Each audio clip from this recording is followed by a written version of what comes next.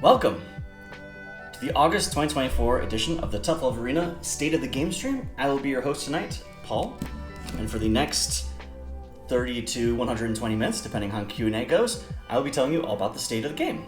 What have we been up to working on Tough Love Arena in the past? What do I feel about the current state of the game? And what do you, as lovely Tough Love Arena enthusiasts, have to look forward to in the short-term future? I also have a very exciting announcement to share near the end of the slides before the Q&A, so try to stick around for that. But without further ado, let's jump in. So the past. What did we work on for the past month, for the month of July? The first half of July was very productive. It was extremely productive, and we really hit a bunch of huge milestones. So we finally finished the garlic art. I think it turned out stunning, amazing. Round of applause, everyone, please, for Amy. I want to see some claps in chat. This was like really close to being done the last state of the game, but it finally got out. It finally got out the door, just in time, so that we could also do the beach episode and release summer skins for everyone.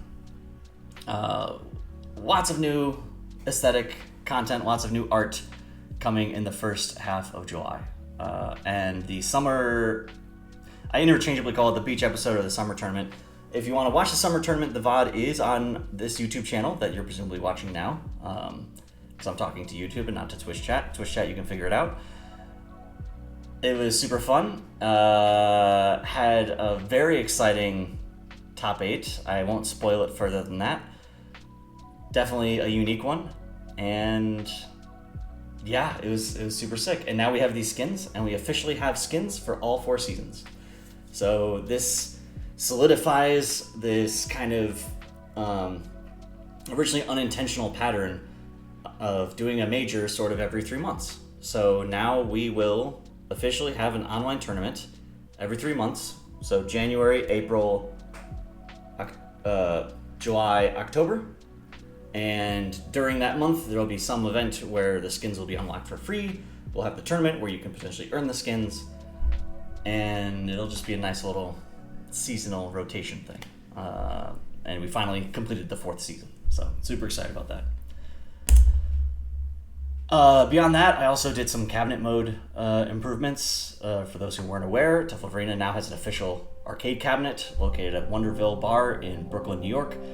So doing that initial launch event, like the first week of July, I immediately noticed some issues, some bugs that need to be fixed, usability things really. So implemented a bunch of those fixes and went and installed them manually. But this is about it. We absolutely crunched the first half of July, and then I went to Evo, and then I came back and I rested. But despite only essentially working on Tough Love Arena for like half the month, it was an amazingly productive and momentous half.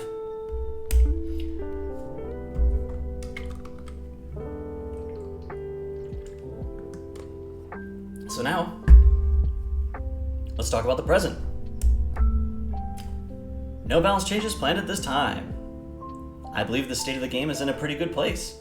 The top 8 at the summer tournament was relatively diverse. I'm pretty sure there was like a pork in top 8, which hasn't happened too often recently, so I was excited to see that. I don't think any character is individually too dominant.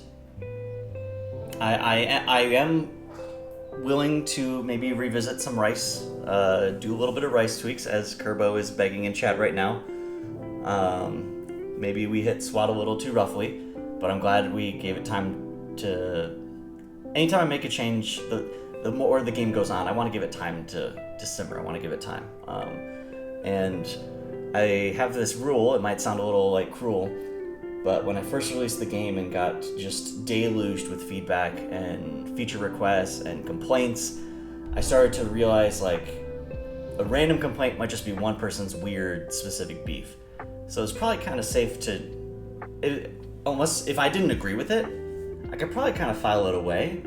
But then if a lot of people mention that, then maybe I was wrong and it's something I should reevaluate.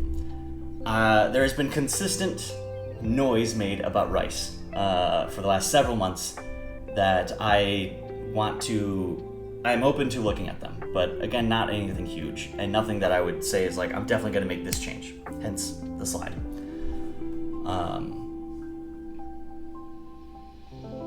Yeah. I love yelling and being a vocal minority. Yes, thank you for your service, Kerbokek. And now let's talk about the future.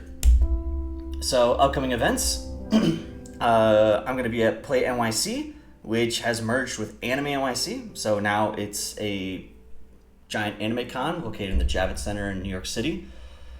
Super excited because it's going to be the biggest event that I'm taking the new game to.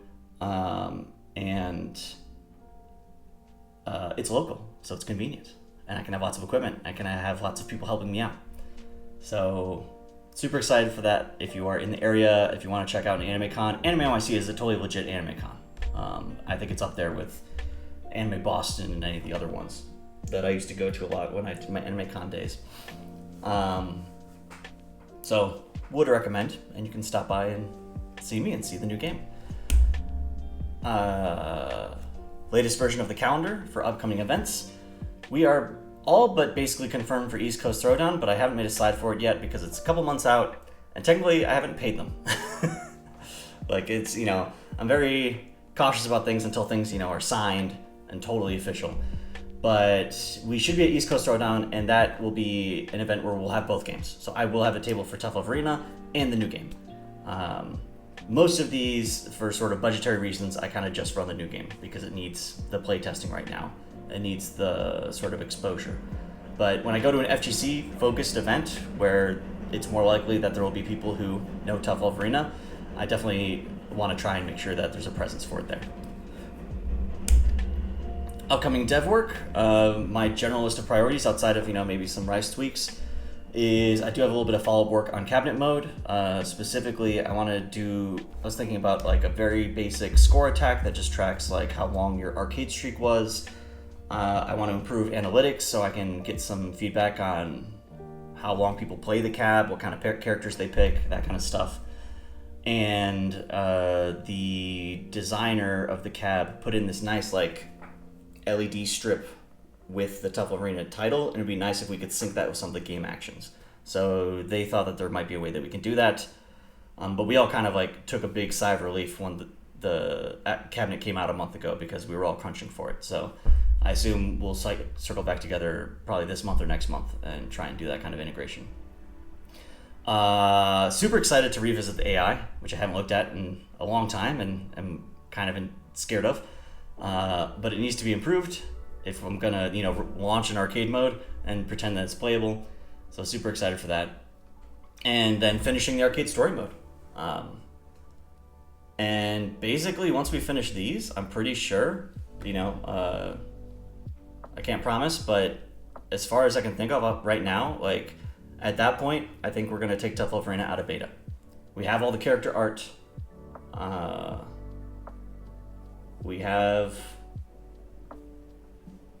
That was like the main blocker, honestly. We have the 3 boss characters. I'll still want to add more boss characters down the road. I'll still want to add more features and other stuff. But, it's very close to what I consider the complete game that I wanted to make. And now we'll hop over to the monthly survey. So, let's zoom in. How fun do you think Tough Love Arena is to play? 5, love to see it. Easy, nice. Depth, nice. This is probably above average for this answer. Very likely to play again. It's funny because I realized at a certain point I should assume that these surveys bias towards positive, because if you're going to take the time to fill out the survey, you probably like the game somewhat, or you're invested in the game. So I'm always very curious when I see something like this. Like, I could understand if it's, I like Tough Love Arena, but like I have like mid feelings about it, or the player who's been playing for 2 years and is salty about something. So this is always interesting to me. But I'm happy to see that overall people the people who responded do like it and are enjoying it and would recommend it. Even to experienced fighting game players. People think Noodle is slightly above average strong and definitely above average fun. Noodle's jump feels very useless in the Onion Ditto because Jump C does not mix up on parry. Correct. Jump cancel. So if you hold back when you jump with Noodle and they go into the, what do we call it? Grinder? Buzzsaw? Buzzsaw. This like alternate version of the jump where they stand still and just fall straight down and hit a lot more times, and it does a bunch of chip damage at the trade-off of like not really converting into something where normal jumping would. It has the same timing for parry, so they both lose to parry. Like the same, yeah. A lot of jump cancels have like a delayed attack that allows you to get around a parry. This one doesn't. I feel like this makes Noodle versus Onion very difficult. I think it would be a jump cancel change with Buzzsaw is really good in many other ways. Yeah. This is fair. I will admit, I'm feeling, maybe it's my distance from the game. This is, no promises. I'm just brainstorming right now, live brainstorm. The train is driving by and it's giving me energy. It's giving me thoughts. An issue the game has always had with the auto jump attack, the jump auto attack, however you want to call it. It was very important to me that jump always auto attacked, because I didn't want that to. I've explained this in a bunch of different places, but when I was trying to identify places where people usually stumble when they first play a fighting game, it is timing the jump attack, when to press it in the arc, because you don't press it right when you're on top of them. You have to jump attacks have startup, and timing that is something you have to learn. Doesn't always feel like necessarily a meaningful decision on like when to time it. You just sort of learn it. So let's just automate that. But then parries are really powerful because now you have a reactable attack and this invincible reversal. And the solution for the first year or so of the game was that parries just didn't work against jumps. It was like this arbitrary rule. And now they do, and the jump cancels was like a way to sort of subvert that. I would be open, now that we have jump cancels working, because we have tools in the game. We have tools like being, like, even right now, jump cancels require holding back, which was a specific restriction because my game technically doesn't have gravity and gets kind of weird about jump arcs, that if you could cancel into, Buzzsaw at different heights, then Noodle would like land at different heights into the ground and do all this clipping stuff. That got fixed with a mod change a while ago, or we added it for like modding support or April Fools or something. So I've always talked about going back and turning jump cancels into a button press, and giving you a little bit more control over the timing. So there's that right away, but I could also see giving every character the ability to empty jump. And we'll find something else to give Pork. As long as it's something you're opting into, so people don't do it on accident, or people will mash. But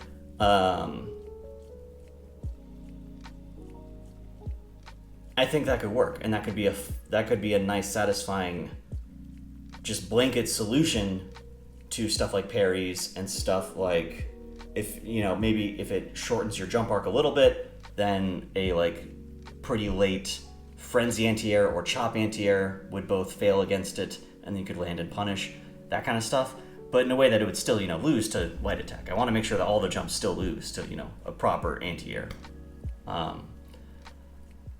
Don't give garlic empty jump.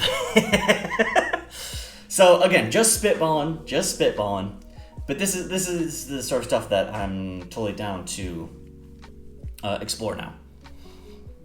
Because honestly, it helps. It helps to take a break from developing the game as I've been focused on something else.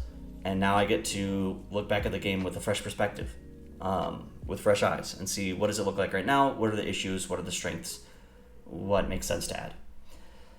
Moving on. Rice is above average strong, but has some detractors. Ooh, Rice is above average fun.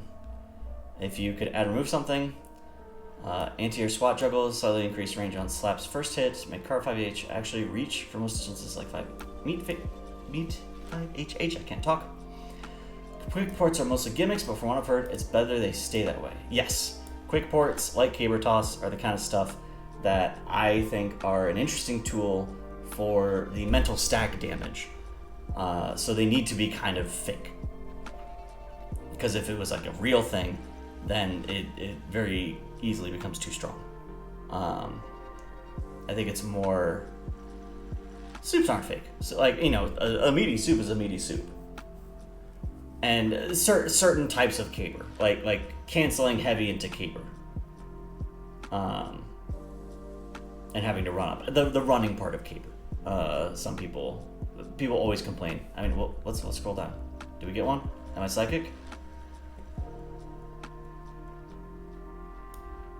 Oh, this is more technical, actually. So maybe I'm wrong.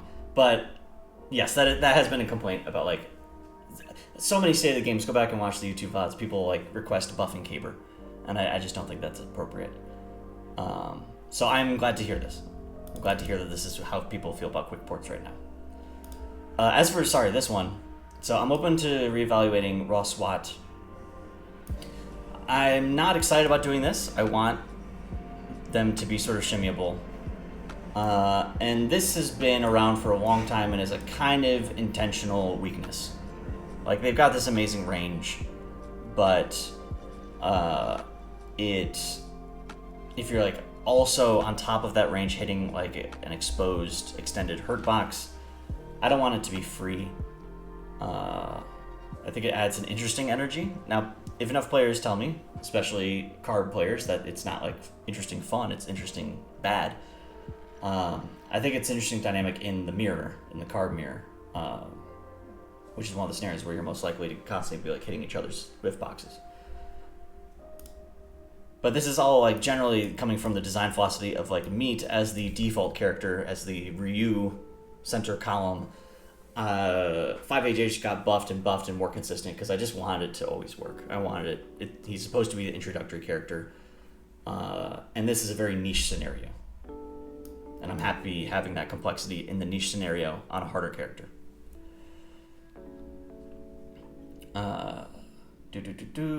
Beef is strong. Beef is fun. Beef is cool and funny. That is not a suggestion to add, remove, buff, or nerf one thing, but I will take it. Pork is not strong. This is a net negative score if we treat 3 as 0. But very fun. This isn't a suggestion, but a question.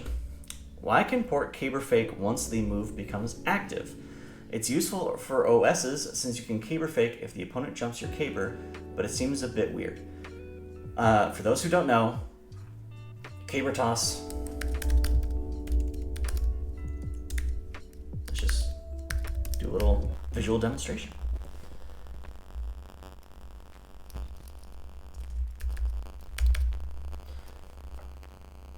Also, can you hear the game audio?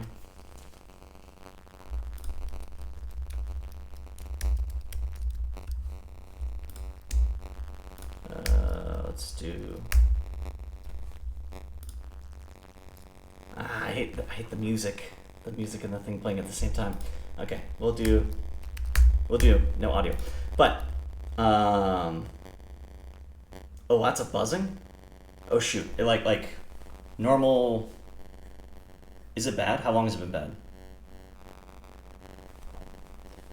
I'm going to unplug my mic. It might crash OBS. Since the game came on.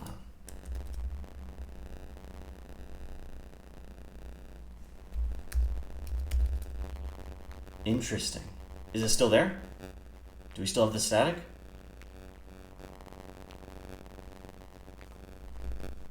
I'm going to mute my mic. Tell me if the static changes right now.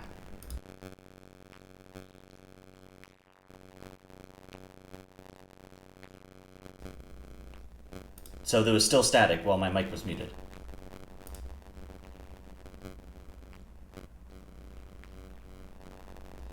Okay. What if I do that? Now there should be no static because there's no noise at all. Cool. We'll just have no music for a second. So I can demonstrate this real quick. So caper, we're going to turn on hitboxes, is a throw. What's my player 2 controls? There we go. It's a throw that starts up close and then runs to grab them. The idea is that it starts after 10 frames, as 10 frames of startup, so it can still grab them close in a way that they can't react to. 10 frames is too fast to react. But if they're far away, then they could theoretically react to it by attacking or jumping or doing something else. Faking is the ability to do this, where you initiate the throw and then change your mind. And right now, you can get to about there and still fake it, still cancel it, the run. The reason why you can fake during active frames, until frame 20, thank you Doom Murky with the stats. You can also do it before the active frames even come out, like here. We never even see the red box. The problem is that when it required you to do it, which it did at some point, I don't know if this was public or this was just during development, but there was a period when you could only fake it before the box comes out, and that just felt too tight. It was too unforgiving to just execute. So I wanted to increase the window for the fake to give you more time to do the fake, but that does create this kind of weird OS situation. So that's why. It's an input leniency issue. So many of our other cancels like that, especially like the empty cancels, are pretty forgiving, right? You have like, I don't know, like 15 frames in the jump arc before you have to start holding back. And so likewise, having to hold back, especially, I think maybe this came up at conventions where I'm giving people Super Nintendo controllers to use, and having to like move your thumb from left to right that quickly was difficult to do consistently. Or in such a way that then you start like doing it, if the game requires you to do it that quickly, then you might accidentally start like doing carrot chop, where like you start it and you're like, okay, immediately hold back, and then it actually thinks that you're trying to do chop and you just messed up your inputs. So better to give you some room on it.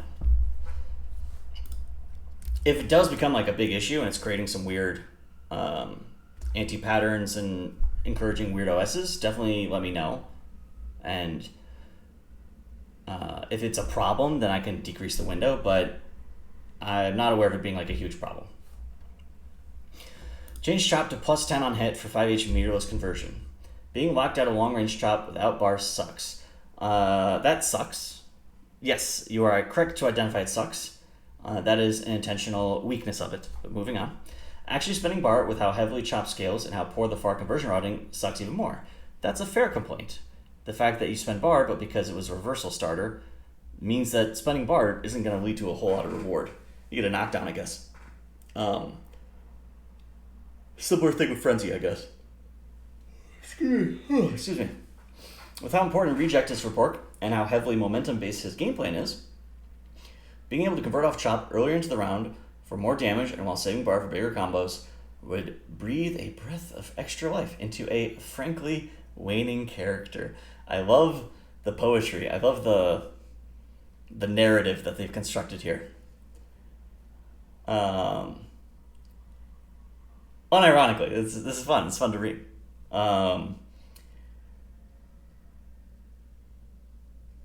I hear your feedback and I appreciate it, but it is very much not doing that right now. In the same way that Frenzy only meterously converts in the corner, right? Or with the soup setup. If a Frenzy, if any sort of reversal, even though Chop has weaknesses as a reversal, if any sort of reversal that you can just sort of YOLO throw out there can lead to like a full combo and a knockdown, I think that's too strong. So you have to spend bar if you want that. Or you have to risk being very close, where you can get the meterless conversion, but if they blocked it, you die. Backflip doesn't... I'm going to ignore that, Mox. I'm going to ignore that. Give Pork whip around. And also, wait, who is this? What is this collusion? What is this collusion? Onion. How strong? Very strong. How fun? Pretty fun. Reduce actual damage and increase scaling of Hopkick. Onion's tools. I think maybe someone else mentioned this. Like increasing Hopkick scaling as a starter. Onion's tools let him find openings in almost situation, and Hopkick in particular is a versatile party starter that's aching for its royalty to be divorced with the immense damage it leads to. I think both a generalized nerf to damage and a nerf to Hopkick starter in particular, like that one I'm definitely down to do. It's fair on a character that won't have too much damage, finding that extra hit to make up for it. I don't want to nerf the damage on Hopkick. Right now, Hopkick does slightly more damage than Onion's other moves. We might have... Oh, I never turned the audio back on. So I guess it was just extra intimate, but we can listen to jams. If they're static again, this will only last a second. Well, I guess I'll turn it off again if they're static. But for comparison, Onion's Roundhouse does 80 damage, Hopkick does 90 damage. Jump does 100. Yeah, my issue is if you nerf Hopkick, then Onion and Garlic's combo routes look very similar in the corner. And I kind of like Onion's unique combos in the corner. So that alone makes me want to make sure that it's higher. But the starter, I'm super open to changing.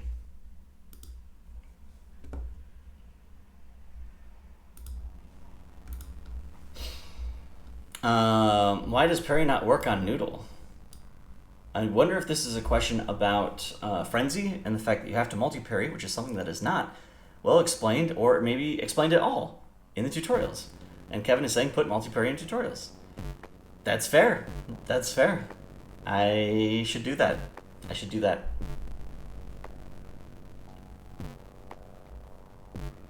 More static? Okay. We're just gonna enjoy the sweet sound of silence for the rest of the stream. Let me just turn off the music. There's no reason for me to be listening to it if you're not listening to it. Okay. Static with rhythm, though. I assume we're good on buzz now. It's just me, you, and the train, baby. Something else now? Oh yeah, this is the train. Cool. Garlic. Let's get through this, because I want to get to the fun announcement. We got an exciting announcement. But all these people were complaining about my babies, my characters. No, I like it. I appreciate the notes. I appreciate the feedback. There's some good ideas in here. Garlic is above average strong. Garlic is super fun. Garlic is cool. And why is this censored?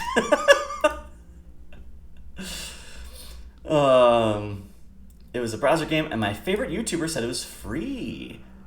I wonder who the favorite YouTuber was. Tell me the favorite YouTuber. I need to know this. I'm going to take... so many things I want to do better for the next game. And one of them is I want to put out a survey and ask, like, what YouTubers do you guys all watch? What FGC YouTubers do you like that I should maybe approach for, like, you know, a sponsored video for the new game? Who should I target? There's the YouTubers I watch, but who am I missing? You know, is there someone that's not on my radar? Garlic, funny, simple inputs, ease of access. Wonderful. I like making videos of the funny characters. People in Discord, nice. Yeah, I think the moderators and Amy have done a very admirable job over 3.5 years cultivating the Discord community, and I'm very happy with it, and I'm very grateful for all their work. Bug fixing other mods, that's funny. Funny looking, friends art, and community. Custom modding sprites and more modding tools. I cannot promise these. I want to set expectations clear. These may not be coming. The Friday tournament. Shoutouts to Shiggy and Tough Love Gauntlet. Paul eventually reading modding feature requests. I will do this. I'm down to do feature requests and like engine improvements. This is such a big undertaking. I'm not sure I can do that. Gun Goth reveal trailer. That's a new game. If I pick random character stage, it should be random each game, not random for the first time and the same thing over and over again. I disagree with this. I disagree. Because if you want to pick random every... and also, not sure if they're talking about offline or online, but if I picked random and my opponent wanted to run it back, or if we're trying to play like local tournament rules and I won, I would want it to be able to just retain character in a very straightforward way. Whereas if you pick random just to like determine who to play, and then you want to change each time, then, well, yeah, Kevin, that's intentional. You can't switch characters mid-set in ranked because each character has their own MMR and their own matchmaking. So if you have, a 1500 rated garlic and a 1800 rated onion, you could match with someone on the garlic MMR, but you shouldn't be able to change to onion and then beat them and have like really messed up elo math and a really big swing. So we cannot do that. You will have to manually go back out and do it every time, just because they are separate MMRs. They're tracked separately. All that said, I would be down for doing this for stage. I think stage could change every game. And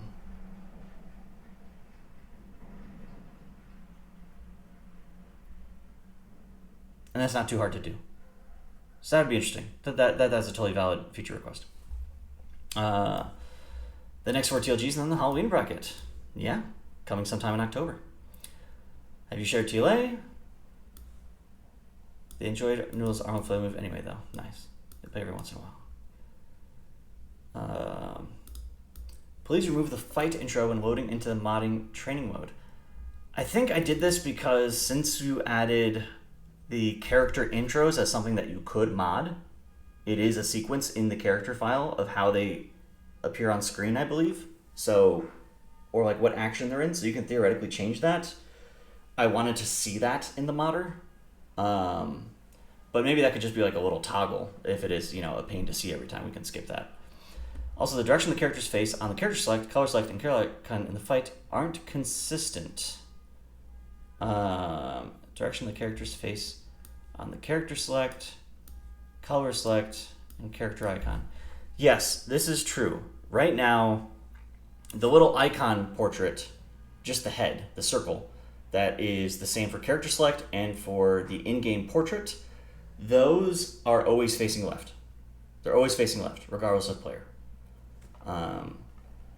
The characters' portraits face inward. So that is inconsistent. That is a known inconsistency. Amy drew them all facing left, but I personally like them facing inward rather than having both sides face left. Or I think the worst version would be just mirroring player 2 and then they're facing away. Because then you get that nice versus clash where they're like staring each other down. So I will agree that it is inconsistent, but if I were to change it, I could mirror the icon on player 1 so that the icons are facing inward. That could be an option. But for the character select, at least, like I like them facing left. That was the default. That's how Amy imagined it and gave it to me. Also, I really want a projectile hit self boolean to allow things like Faust Bomb. I'd be open to this, depending on how big of a lift it is. I'm not sure if there might be issues with like we don't even check those sorts of collisions, but if it's not too much like code rewrite to support, I'd be open to this. Please read Fine Wish requests. I promise someday. Paul, you are pretty great. Thank you. I'll take the compliment. I appreciate it. And thanks for maintaining the monthly poll. Yeah, it's a fun little feature of the state of the game. That concludes the monthly survey. And now we have a special announcement.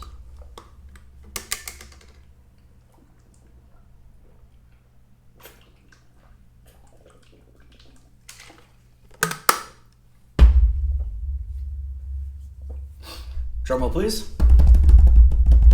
I don't know if that's really loud. We have picked a name for the game.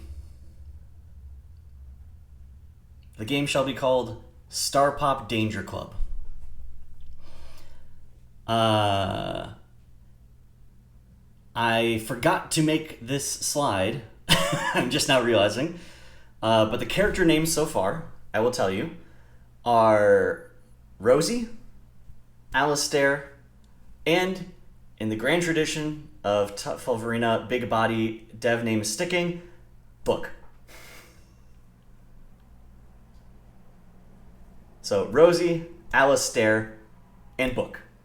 They might have last names, they might have some other little names, some cute things, but those are at least their first names. And I apologize for not writing it up, I meant to. But I was also scrambling because we finally agreed on this. Big shout outs to my two artists working on the game right now, Savvy and Soup, who were both very helpful in brainstorming with me for the last 2 weeks. We finally agreed on the name this morning, and I've been busy all day grabbing like social media accounts and buying the URLs and stuff. So you can go to starpopdanger.club right now, and it will just redirect to the MPaul Games website.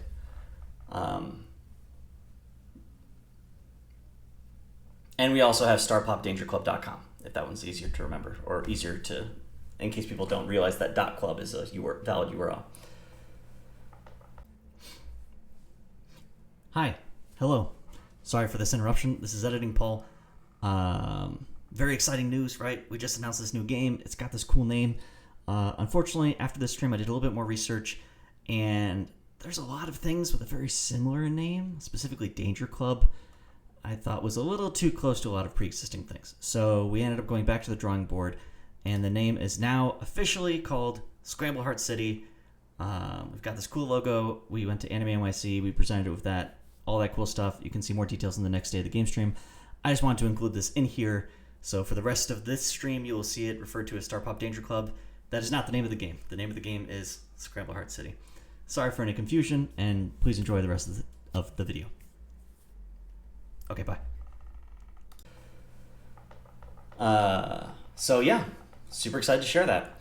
The other, I think probably honestly bigger announcement than, the name for the game, so not to bury the lead, I'm just now remembering this, is that the game, I have officially received an investment in the game.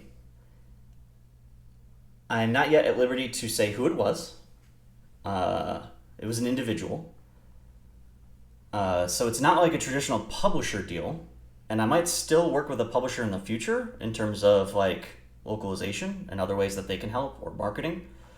But I have received an investment from someone that you don't know who they are, almost certainly, that has secured runway for 2 years. So me and Savvy, I have the funds to ensure that me and Savvy can work on this game full-time for 2 years. With some more money as well to pay for music and background stage art. But still, for the core full-time team, just 2 people. And Soup will continue working part-time and on, random contracts. We are still, in case you haven't caught the development streams of the music, which I won't try to turn on now in case it brings back the audio issues, we are continuing to work with our wonderful composer from Tough Love Arena, and Guare, who did the apartment stage, the training room stage, and I think parking lot. They're already starting on the second song for the soundtrack. And yeah, and the best part about having 2 years of funding, 2 years of runway, as we call it, is that we are confident that that should be enough time to at least get to early access. With the current rate at which me and Savvy are producing characters, mostly Savvy, and the amount of time it will take me to implement the rest of the sort of core fighting game experience and feature set, this game will... I am optimistic. If you go to npaul.games, I am optimistic about having an early access build late 2025. I don't know if that's going to be like Steam early access, releasing early beta kind of early access, or if that means more of like a Kickstarter you have to sort of pre-order to get access. I guess that's kind of the same thing on Steam.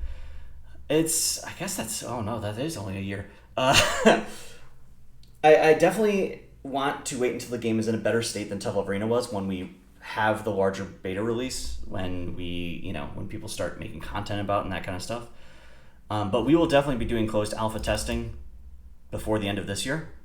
And we should have like somewhere between 4 to 6 complete characters by the time we go into early access.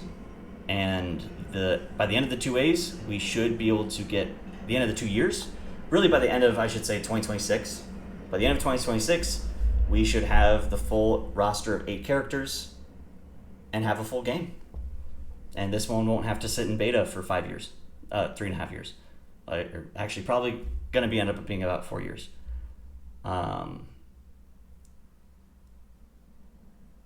So that's super exciting. That's really, really exciting. And I'm very grateful. And it's a really good deal. I'm not giving up creative control or anything.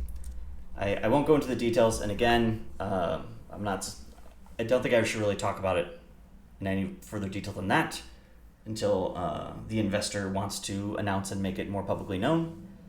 But they definitely are making it happen, and I'm very grateful for that.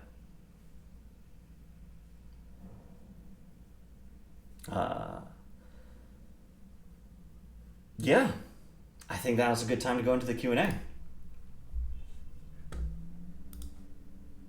Didn't know Jor had money like that.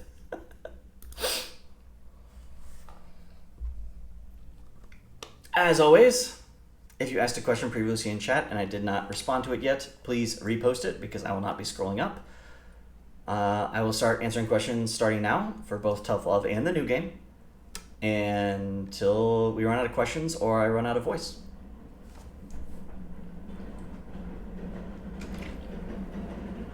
Paul, how many new game characters are there going to be again?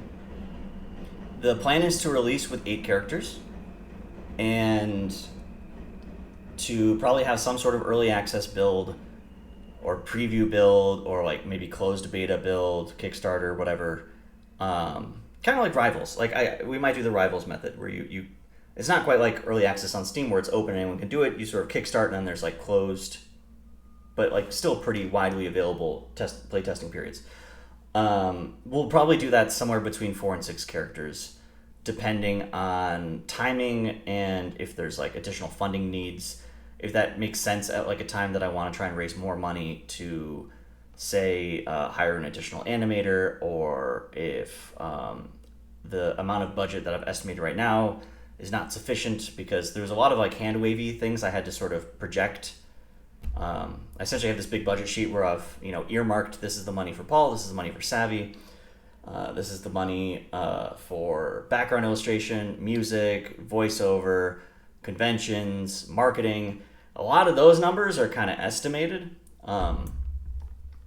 and so that will probably also guide if and when we do a crowdfunding, like the timing of that and the nature of it, and sort of what the incentives are we offer. And if it's like super successful, if we super pop off, we can have stretch goals of more than 8 characters for sure. And this isn't saying anything about stopping at 8 characters, depending on early access sales or full release sales.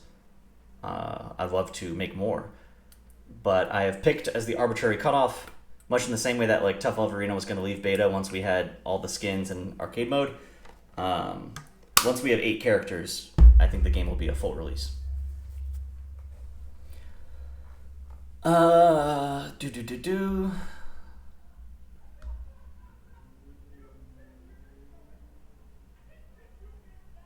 have to scroll up a bit because there's a lot of chat.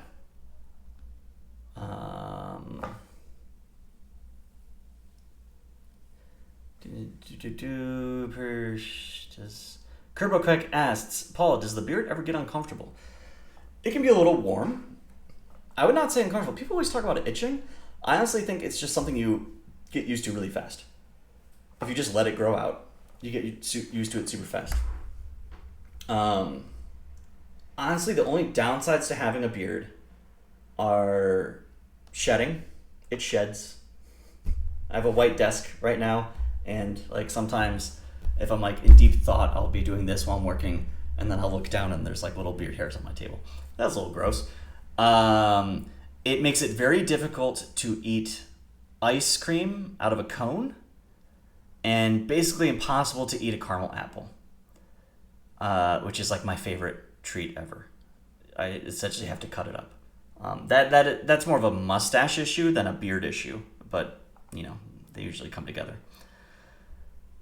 I know it seems random, but you just have to have one time where you try to eat something, anything that you're trying to like force into your mouth, like an apple that has sauce or could come off in any way, like an ice cream cone. Just it's a mess. It's a nightmare. Otherwise, you can get food in there pretty easily. Jaro asked Paul, "Why did you pick Rosie?" I went back and forth on a few things.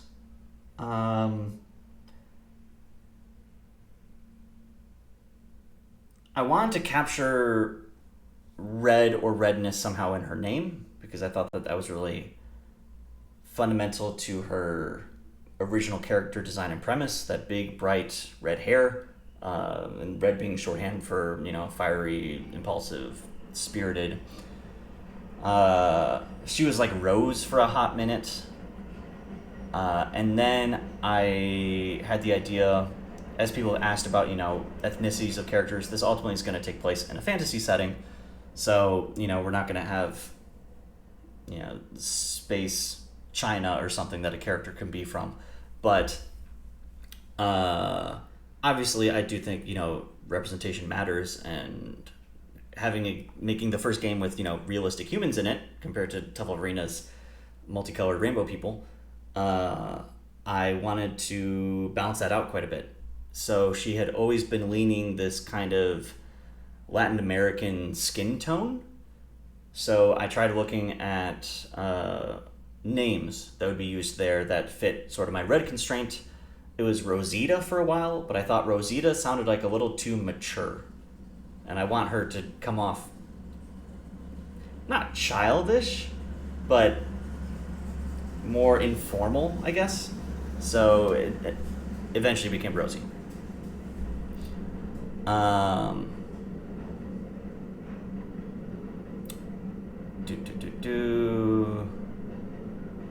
Jaro asks, is it easy to wash? Yeah. I mean, it's the same as washing your hair on your head.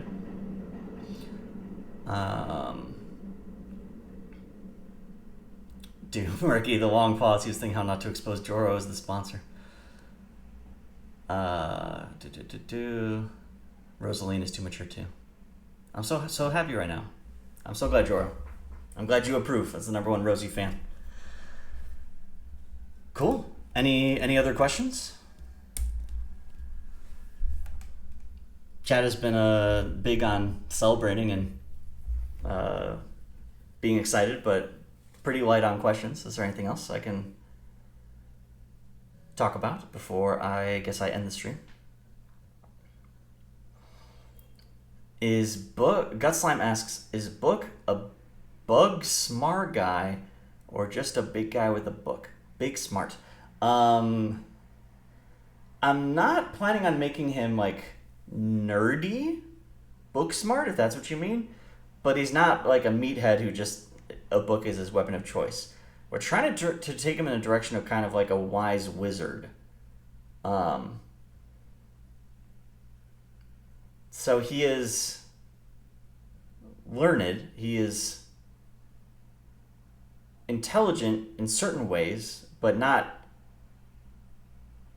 I wouldn't call him smart. Smart doesn't feel like the right word.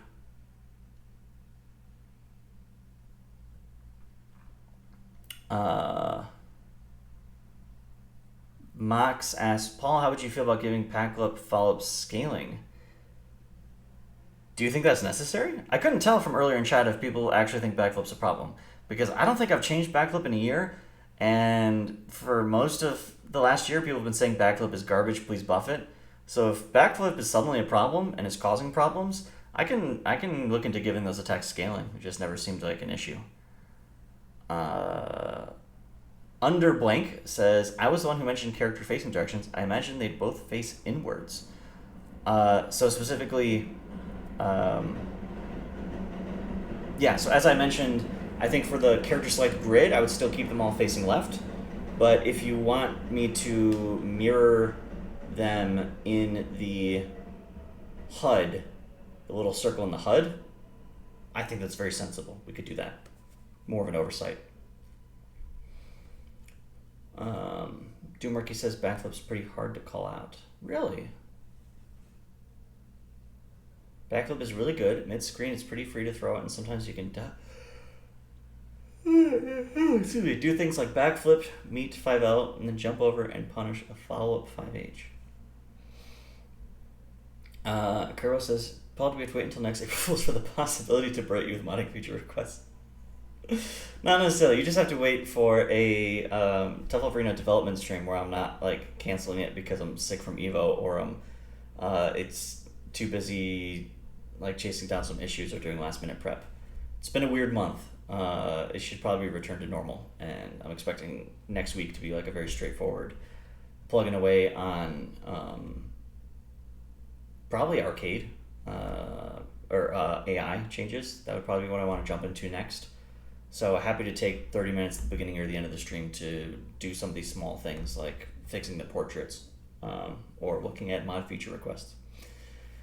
Or, yeah, save up the lemons to put Paul to work. Interesting analysis on backflip. I will think about it.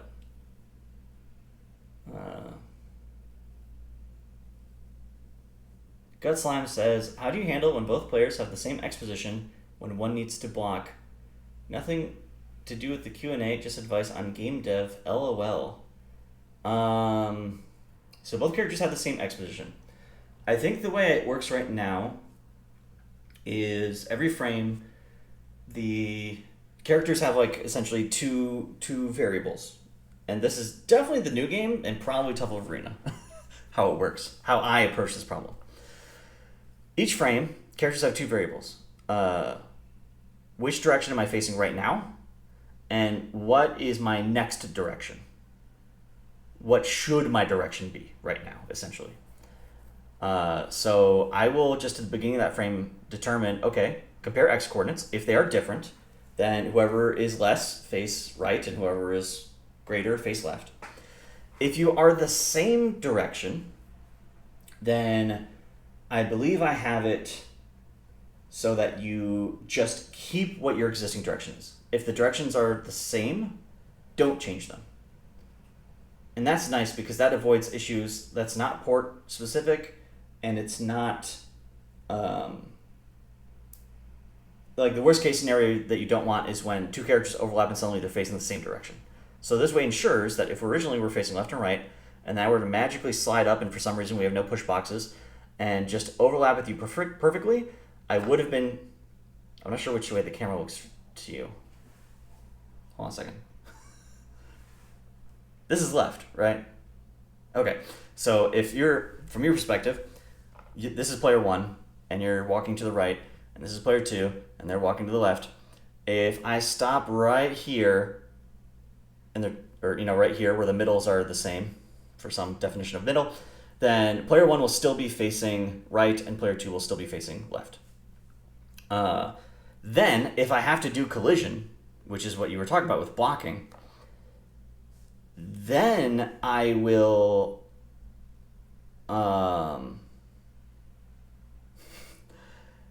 it's a couple of different factors. Like, I think I check an attack has a sense of direction. The direction is the direction that the character is currently facing. So if player one is still facing right and they're doing an attack where they're punching forward but it also like has a hitbox inside the body, then this would be read as attacking to the right. So character 2 should be pushed to the right, which will snap them to facing the left, which they already were, but that will push them out. So they'll be facing this way, and then they'll keep facing this way as the person gets pushed out. The one issue I know where this gets really hairy is in the corner, when suddenly, or just in general, like suddenly you do this. Let's say you're doing this, you're overlapping, it's perfect, and they maintained their previous directions.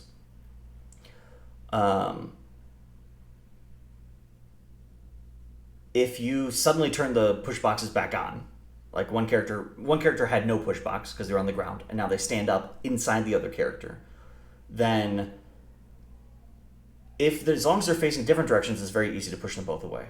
If they're facing the same direction, then it gets weird, and you have to pick someone, and then you have like potential port priority issues or desyncs.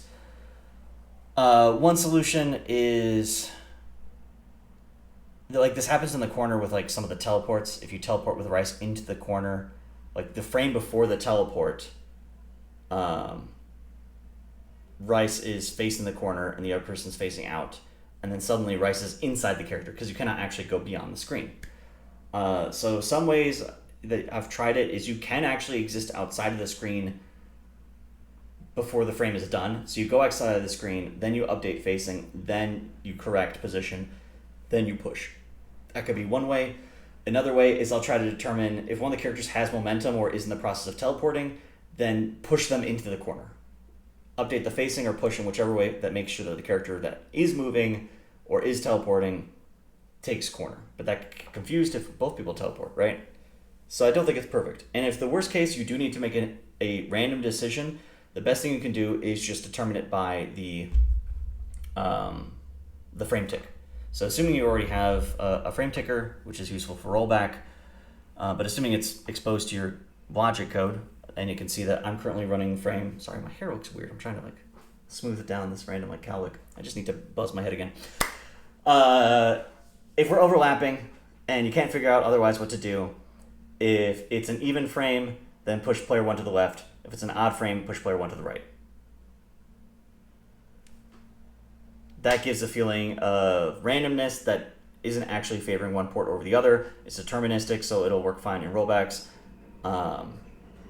That's how I implement randomness. Is just take the frame tick. If you want to choose between 3 options, frame tick mod 3. And I think that's what I do for throw teching. If two characters in Stealth Arena throw at the exact same time, and then auto tech each other's throws, one person is going to, technically in the tech relationship, one person is the person who actually did the throw, one person is the person who's teching. For the cases of like pushback, there's like, and maybe this mattered more before. I've done my best to mitigate the difference between the two characters, but in that case of like a tie, I determine it by the frame number.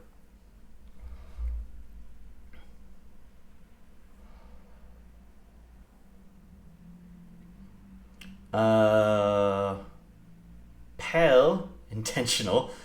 What if TLA had more system mechanics? This is purely a thought experiment. So, describe system mechanics. By that, do you mean stuff like blue health, different ways of blocking, additional meters? Or do you mean, I guess, yeah. Is that sort of what you're talking about? Stuff like push block, extra movement, yeah, universal stuff.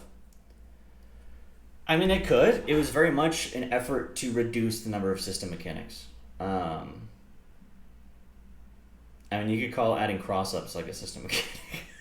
But, we have those giant sky-high push boxes for a reason. This is why when I realized that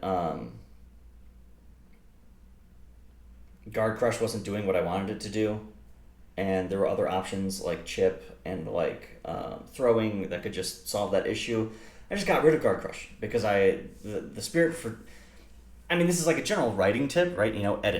Edit, kill your darlings. Brevity is the soul of wit. Bring it down. Just what is the core? What is the fun? So you don't end up with vestigial stuff like Blue Life, which was in the game for a while and didn't really matter or was confusing, and I didn't think the juice was worth the squeeze, so I cut it. Now, there could be meaningful system mechanics like push blocking. That would be very meaningful. Or additional meters could be very meaningful. And that was where I was strategic about like trying to condense things. I don't know of other games, I guess MVCI, where your burst meter is the same as your other meter. Like a lot of games, burst is a one-time resource, or maybe it's shared with some other mechanic. But like in Guilty Gear, burst and heat are separate. RCs and bursts are different. You can do both. You can have both. Tough Love Arena, you have to choose. And that was largely just to simplify things, to reduce the number of meters you have to look at, and he doesn't blaze blue. What's it called? What's it called in Guilty Gear? Tension? Nice, tension, yeah. Clearly, showing my blaze blue bias in background. So it could have more system mechanics, definitely, but it was very much an exercise in not having system mechanics. That said, the new game, I'm very much open to exploring all sorts of weird system mechanics. It already has air dashing and assists and DHCs and push blocking and bursts in the context of anti-prevention or infinite prevention. And I'm totally down to explore things, and I want it to be experimental. This was very much trying to be Street Fighter with less. And the more stuff I added to it that you wouldn't necessarily see in a lot of 2D fighters, the less I thought it was valuable as like a learning tool, and the more it became its own thing. And not that it's, I think it successfully has its own identity, but I'm repeating myself. Hopefully you get what I mean.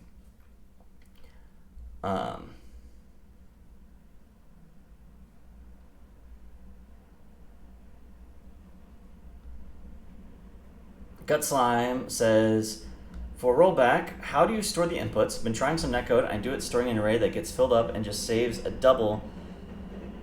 It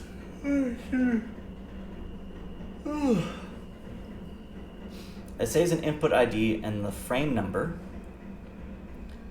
Actually, in general, where do I get documentation on how to implement rollback? So in terms of storing inputs, the main thing you need to understand is serialization. I don't know how you're handling inputs maybe in Logic or how you're reading them in whatever engine you're using, but if you want to store them, you need to be able to serialize them. So this is like translating them to simple text or Boolean or number properties. Tough Love Arena and the new game, which has a name now, that I have to get used to saying because it's still very new. Star Pop, Danger Club. Star Pop Danger Club. SDC, or SPDC, not sure yet. Both of those have this layer of abstraction where you read the inputs and you translate them to what you would call like a virtual controller. This is why when you're writing mod files, you describe a move as using A, B, or C, or D. Light, medium, heavy, special, or light, heavy, special, throw. Again, new game, brain. And so when I will, on the current frame, read the inputs, convert them to my virtual controller, that's just like those 4 properties, and they are either in a state of is press, is hold, or is release, which you could represent as an enum or 0, 1, 2, or a string. Then that is a very simple hash table of basically button name to to number, and that can be stored and serialized. And then, you just index that by the frame number. And so that way, when you need to roll back, you're like, okay, I'm on frame 2000. My opponent just gave me frame, let's simplify. I'm on frame 90. I just got the opponent's frame 80. I'm going to go check my hash table. Does it match what I had predicted? If not, insert it into the hash table at frame 80, and then roll back to frame 80. And for each one, read the inputs.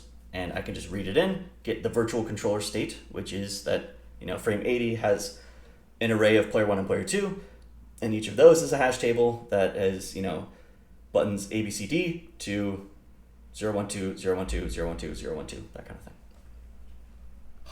of thing. As far as documentation, it's not documentation, but I can recommend, I gave this talk recently at Waffle Games about how to design a fighting game, and in trying to build like a bibliography and further reading, I linked all these. So if you go to, I'm not sharing my screen, sorry. If you go to mpal.games/talks or click on the talks thing in the top right, down here is a bunch of articles. I mean, this is game design stuff, but this is a great visualizer of how rollback works and why we use rollback instead of other stuff. This is a GDC talk on how the Mortal Kombat team implemented rollback. That's pretty deep dive and technical. This is the fighting game glossary. This is a great long explainer that goes a bit into the implementation and has more sort of visual representations like this. And this is another thing that I don't remember because I haven't read it as much. And if all else fails, you can also just check the GGPO source code. It is open source on GitHub if you just search for GGPO GitHub. But, you know, that's source code. It could be a little impenetrable. And I built my engine by looking at a bunch of those. My number one tip, my advice, my warning is that your enemy is not going to be rolling back or serializing or any of that stuff. The true hidden villain, the true boss of implementing rollback netcode is the clock sync. So look into that. Because that was not on my radar, and the Tough Love Arena netcode. This is early alpha, when I was just playtesting with some friends during like COVID. Didn't work for shit because I wasn't doing clock syncing.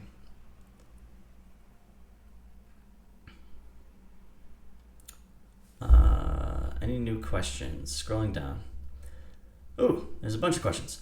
Mock says, "Hey Paul, how would you feel about adding Blue Life to New Game?" We have Blue Life.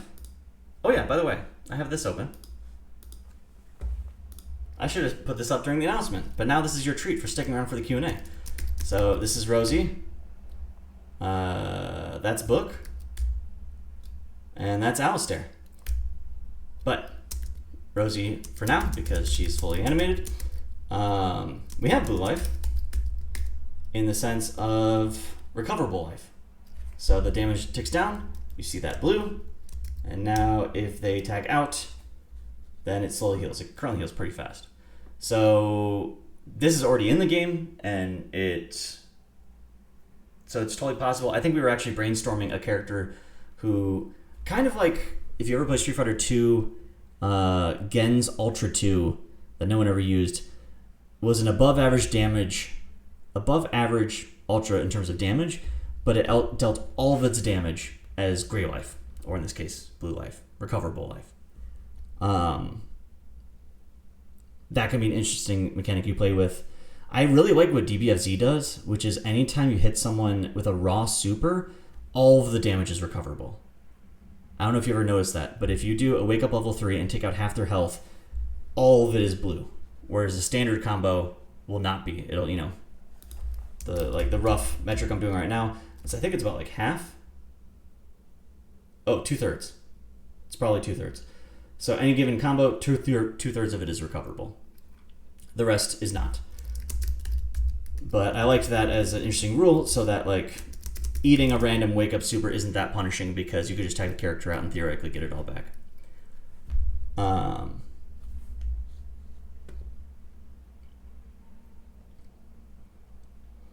Doomerky says, "Can Chop lose its utility as a reversal?" We'll go back to the camera. "Can Chop lose its utility as a reversal in exchange for better conversions scaling? Splitting the difference and trying to keep it both a reversal and offensive tool feels like it makes Chop poor at both."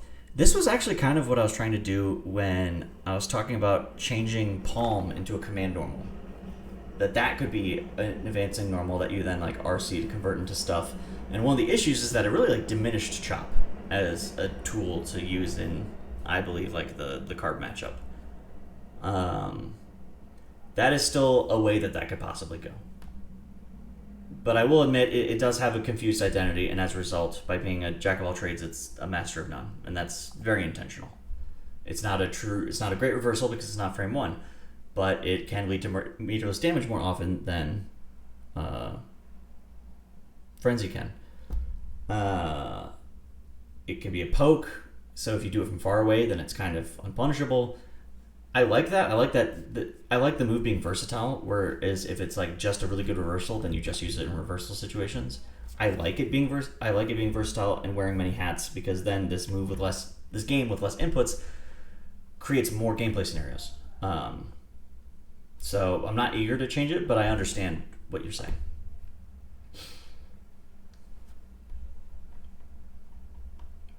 SPTC is what happens when I fight a grappler. Spinning pile driver to disconnect. Nice.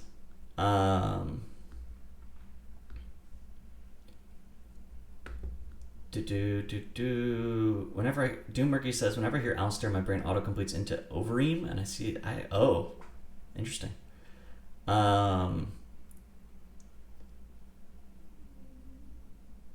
Okay, this might be the last question, and I think I'll end the stream because I've been yawning a lot. I can't stand to look at my awful haircut anymore in the little camera monitor. So Gutsline says, also for dash, is there a dash button or shortcut like a button combination? If not, what are your thoughts on implementing a dash shortcut like button plus button or dash buttons? And dashes in these kinds of games are historically a big part of execution. 10 steps ahead of you, Gutsline. This game currently supports dashing with double tap, dashing with a dedicated button. How can I show this? So we can dash. Okay. We can dash with. Where's my Wasta? We can dash with double tap. We can dash with spacebar. We can time over. Or we can dash with light and medium. All three work. Because I believe on a stick, I want us to support a button dash. On a stick, I think it's very natural to dash with two buttons. On a pad, that's not ergonomic. So on a pad, it's nice to have a dedicated dash macro on like left bumper.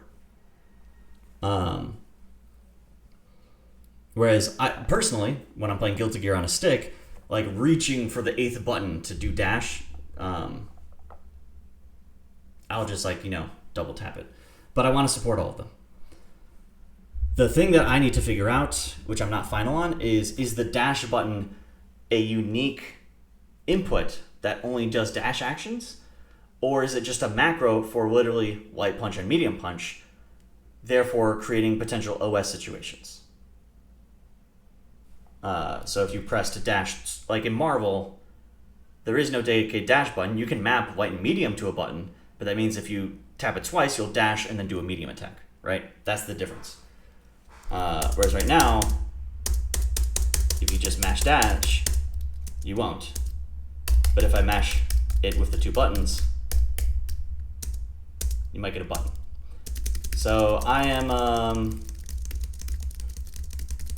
still figuring that part out. I think there's pros and cons to both approaches. And yes, you can definitely move in this game. Movement is the number one priority. She unfortunately can't really wave dash because she has a run. She has a anime game run. She can do like crazy. Suba's really good at doing it on stick, but this like super fast. She can definitely go back and forth. Book, meanwhile, because he has a bigger body and is a little bit slower, he can wave dash, but he does have like a delay on it. He can't like super fast playing dash or something. He can't be Magneto. I compare him to Iron Man, where he has an 8-way air dash, but it's kind of slow. So you can try jump or empty jump. I guess Bedman is also another comparison. And yeah, he can go 8 ways. So you can like, if you dash forward, then this hits. If you dash down forward, it doesn't. You can do stuff like that until low. Alistair is still very early stage, but right now he has an air dash that goes up.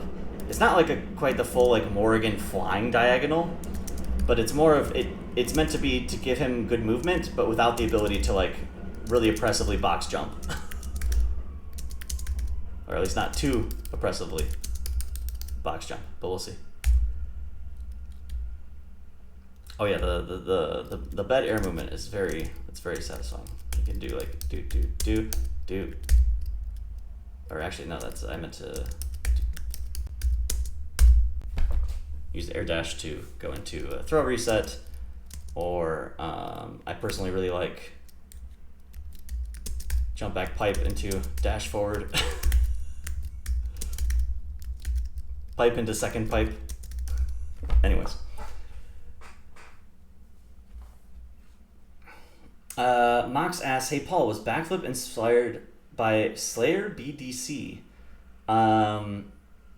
if you mean Garlic's backflip, then no, because although I am familiar with Slayer, and I've played against Slayer a bunch in XR'd, I don't know Slayer that well. He was not an inspiration for anything.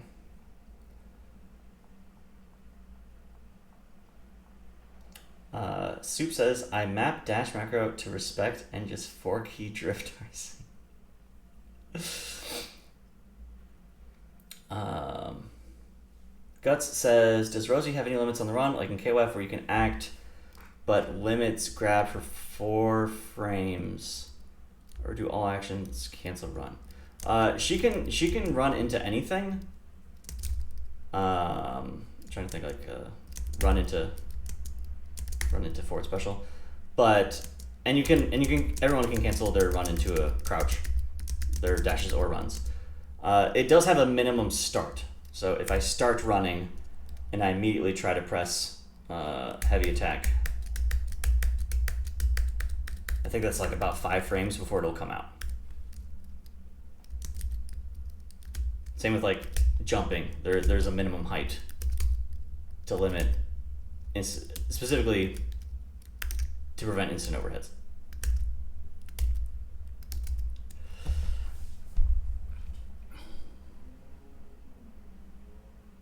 Slayer can cancel back dash into special moves. Oh, nasty. Cool. I said I would end the stream like 15 minutes ago, so I should probably end the stream.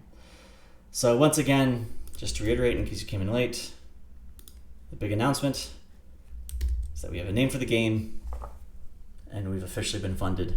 So this game will be coming out. I'll be working on it full time. And something that I will be doing in the near future is figuring out how to balance this game and its like social media presence with Tough Loves and where I should merge it and where I shouldn't. So I might put out a poll on that, because I think there's scenarios where like for a Twitter or Discord, they should be separate. It should be a fresh start, but maybe for like the YouTube channel, it could be combined and it would just be like the YouTube channel for my studios. And that way I could do a state of the game stream for both games. I'm not sure. Open to feedback, because ultimately these are for the players. These things serve the players. So we'll figure that out together. Until then, until next time, thank you all. Thank you all for all the support. Thank you for playing the game and watching the game. And there's no doubt, you know, I got funding and I'm going to be able to do this wonderful thing where where me and Savvy get to work on this fighting game full time for 2 years. And it is 100% because of Tough Love Arena, because of the doors that Tough Love Arena opened, because the people that Tough Love Arena enabled me to meet, and because of the fact that people played the game. And I can say, and Soup will also be along for the ride, of course. Thank you. We're happy to have you, Soup. But I'm here in my life because of Amy, because of Tough Love. And so thank you for, in your own small part, by playing the game, by sharing it with your friends, by being part of this community. It not only, you know, kept me going, but it's really, really tangibly changed my life at this point. So thank you for that. And that's all, you know, that's all I can say. Oh, Kerbo is saying wait. I will wait for you, Kerbo. Quickly, out with it. Kids ask your parents what? No. All right. On that note, way to ruin the mood. I love this. I have no idea what you're talking about, Kerbo Keck. I do not get that reference. All right. Have a good night, everyone. I'm hopping on that train. Peace out.